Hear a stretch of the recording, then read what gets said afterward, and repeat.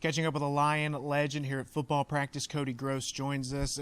Cody, you had a chance to speak to the team, but first of all, how great is it just kind of being back on campus? Well, it's always fun to come back. You know, I've spent 11 years here as a player and a coach, and a lot of great memories. So every time I can come back to campus, it's a good deal.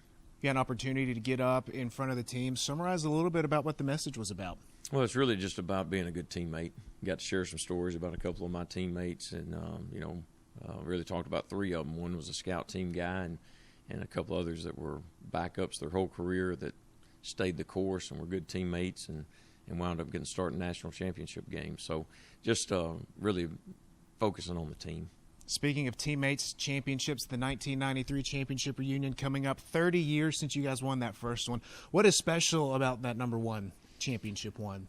Well, it obviously had never been done, and people ask me a lot, what was which one was the best one? I still don't have an answer. They were all good. First one was the most exciting, and the last one was, I guess, more rewarding.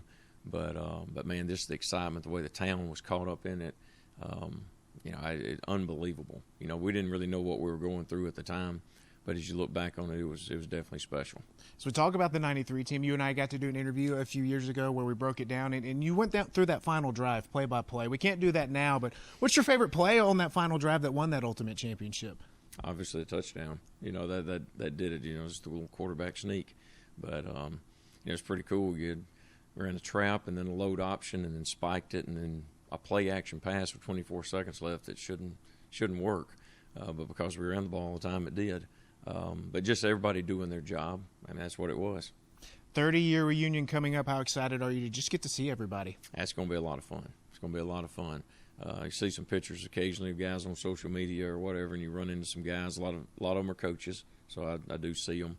But it'd be interesting to see how some have changed, and a lot of them probably look like they could still play. Circling back to Coach Dearman, Brent Dearman, first-year head coach. Social media, he's talking a lot about the tradition, the Purple Swarm. You had an opportunity to speak to the team today. You also spoke at one of the coaching clinics that they did earlier this summer. What's it been like seeing the way they have embraced the tradition here at UNA?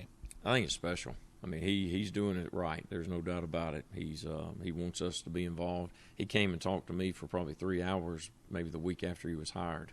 And part of it was he was recruiting because I'm a high school coach, but the majority of the time was spent on our traditions and who can I talk to and the things that he was wanting to do. So as a former player, it means a lot that they have reached out. Here you are, you're gearing up for a season as well, and it's kind of turned into a family affair for you, right? It has, yeah. I've got my 2 oldest sons are on my staff, and my youngest sons are quarterback. So my grandson will make an appearance at practice too. So it's a good deal. Cody Gross, it's great having you back on campus. Thank you for the time. Thank you.